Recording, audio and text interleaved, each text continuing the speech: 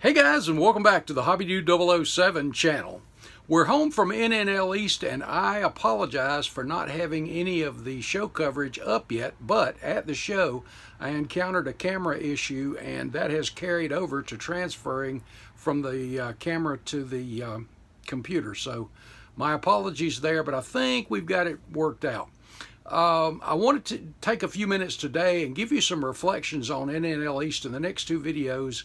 Hopefully by morning anyway, we'll cover the vendors and the models. But I want to give you a few reflections from Hobby Dude's perspective of NNL East this year. So let's do it.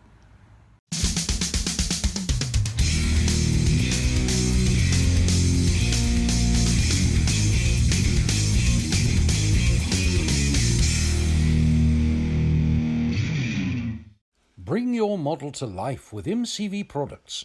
Visit them on the World Wide Web at mcvproducts.com.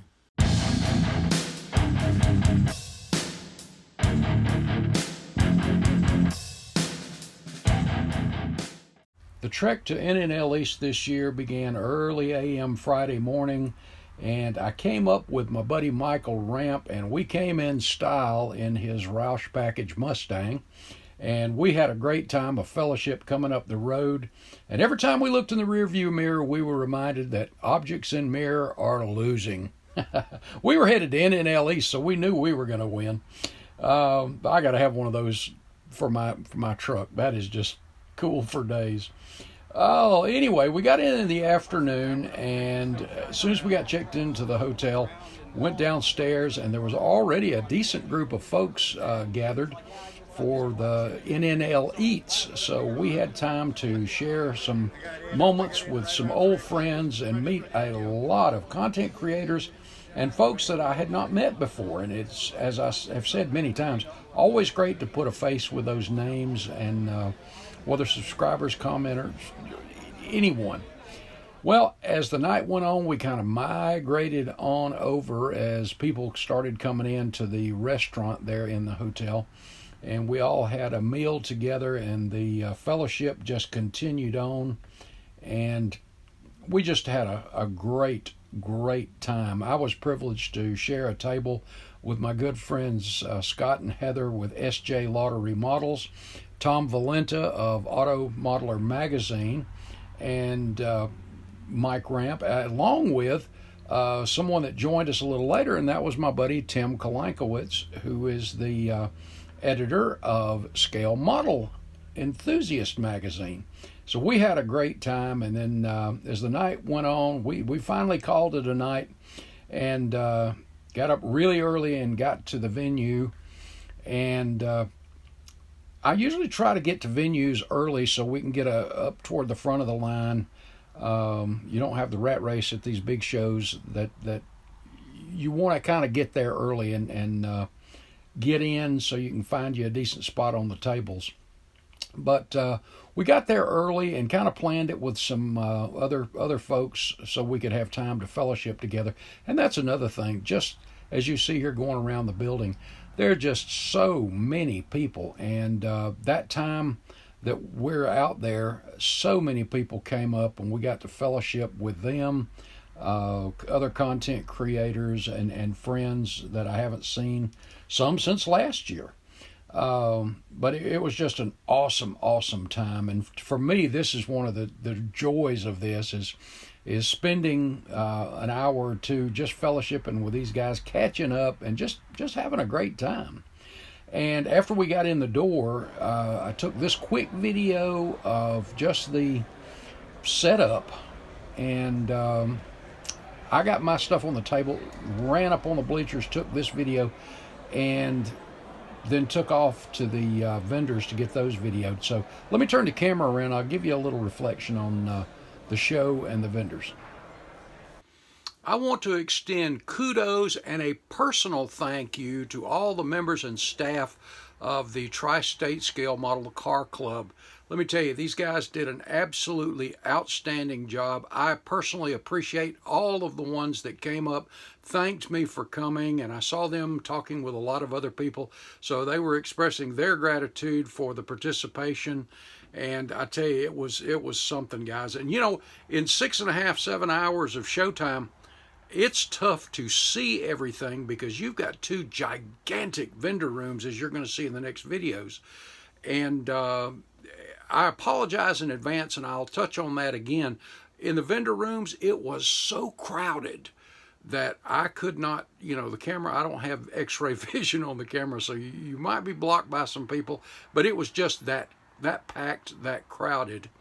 And try to get everything done in the time limit and then get in and get all the cars. And I apologize in advance for the cars. That's where I started having camera difficulties. And between those difficulties and the fact that someone early on said there were already over 1,000 cars there, and later on I heard the number was about 1,400. But with the camera issues, this is the first show in all of my years of covering shows and swap meets. This is the first time on the cars that I have not filmed every single car. Guys, there was just so many. And again, with the camera issues, I finally had to give up on that. But what I did get, I've had to struggle to get transferred over, as I said earlier. But we have gotten that done, I think. So hopefully we have. And the ones that I've got, you'll be seeing those coming up.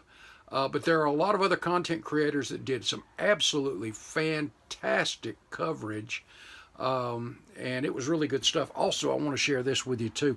This has already been broken in. Dylan, if you're watching, when I was outside, Dylan Thomas, who was one of the young people that I gave a shout out to in the Generation Next in Auto Modeler magazine, came up to me before the show and said, "Hey, I got something for you. NYS Modeling Coffee Mug. Love the Skyline." I mean, this is just fantastic.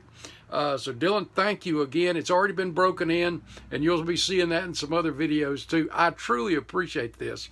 I've got quite a collection of mugs, and I try to use each and every one of them.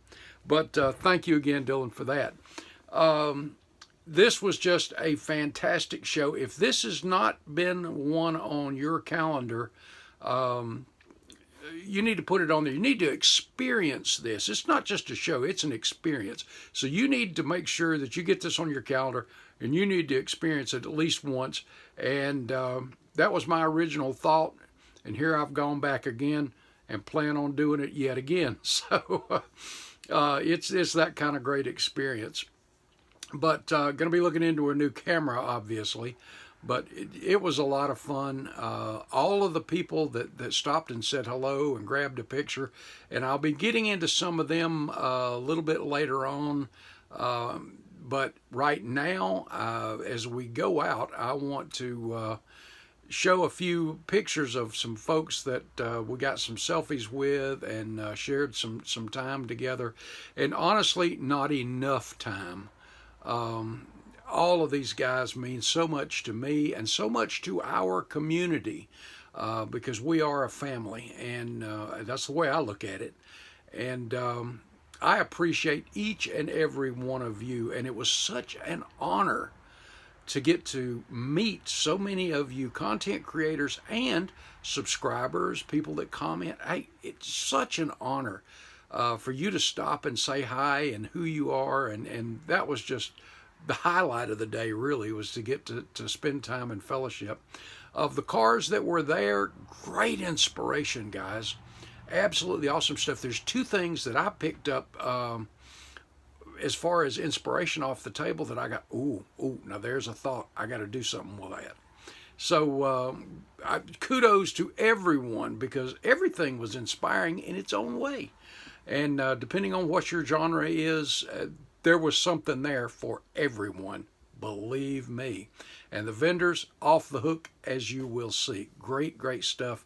A lot of the national companies, things like that, were there as well. So I'm going to go out with some quick shots of some of the people that I got to see. And again, I'm going to be giving them some shouts. Roberto, all the way from Puerto Rico. Awesome to finally meet you and Papa. If I start, I'm going to forget somebody, so I'm going to stop it right there. And I tell you, love each and every one of you. again, not just for what you do for the community, because of who you are as a person, who you are as a friend. Love you, and I mean that. All right, guys, God bless. See you in that next video. Later, guys.